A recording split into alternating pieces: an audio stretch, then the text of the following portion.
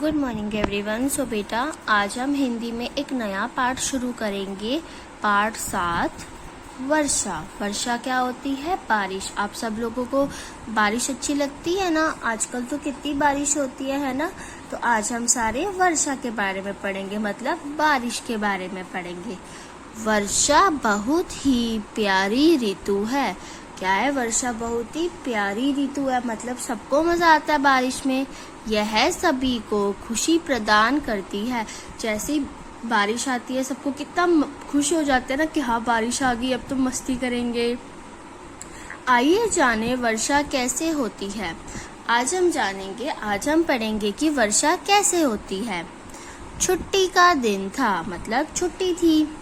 रोहित और अलका पार्क में खेल रहे थे। ये दोनों कौन है? ये है रोहित, ये है अलका। ये दोनों कहाँ खेल रहे थे? पार्क में। तभी आकाश में काले काले बादल छा गए। तभी जो आसमान, आकाश क्या होता है? आसमान। आसमान में क्या छा गए? काले बादल। हल्की हल्की हवा भी चलने लगी। आकाश से बड़ी बूंदें गिरने लगी। हल्की हल्की हवा भी चली और बड़ी बड़ी बूंदें भी गिरने लगी। दोनों घर की ओर भागे और जब जैसी बूंदें बारिश आने लगी, दोनों घर की ओर भागने लगे। घर पहुंचने तक वे दोनों भीग चुके थे। घर आते आते ना वो गीले भी हो गए थे। घर पहुंचकर अलका ने रोहित से पूछा, भैया ये बूंदें कहाँ से आई? अब जैसे ही घर पूछे, अलका ने कहा कि भैया ये बूंदें कहाँ से आई है? रोहित ने उत्तर दिया, आकाश से, मतलब आसमान से। अलका बोली, ओहो भैया, वह तो मुझे भी मालूम है, लेकिन आकाश में बूंदें कहाँ से आई? अलका कहती है कि भैया वो तो मुझे भी पता, ऊपर से आकाश से बूंदें आ रही है, पर वो आकाश में आती कहाँ से है? रोहित ने कहा, यह मुझे मालूम नहीं, चलो दादाजी से पूछते हैं। ये कौन है? दादाजी। अब ये दोनों क्या कर रहे हैं? दादाजी से पूछने आए हैं कि ये आकाश में बूंदें आती कहाँ से हैं। दादाजी खिड़की के पास आराम कुर्सी पर बैठे थे। दादाजी खिड़की के पास बैठे थे। वे चाय पी रहे थे। दादाजी ने उन्हें देखते ही कहा, अरे तुम तो भीग गए हो, जाओ कपड़े बदलो। जैसे दादाजी ना चाय पी रहे थे कुर्सी पे बैठ के, उन दोनों को देखा तो कहा, तुम तो गीले हो गए हो। रोहित और अलका कपड़े बदल कर आ गए। रोहित और अलका ने गीले कपड़े उतार दिए।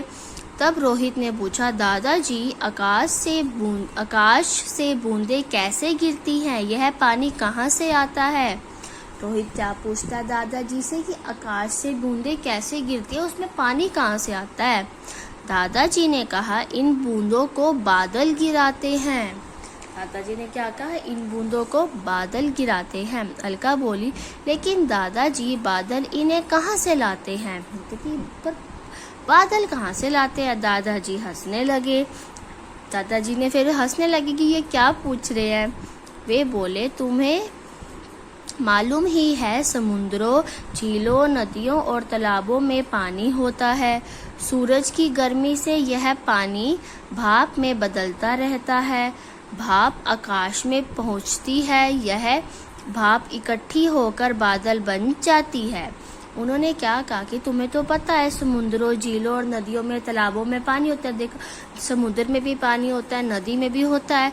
सूरज की गर्मी से यह पानी भाप में जब ये सूरज की जो गर्मी है, जब इन पानी पे पड़ती है तो जो भाप होती है ना, वो उसमें बदल जाता है। भाप कहाँ पे आ जाती है? फिर आकाश में आ जाती है, मतलब बादलों में आती है।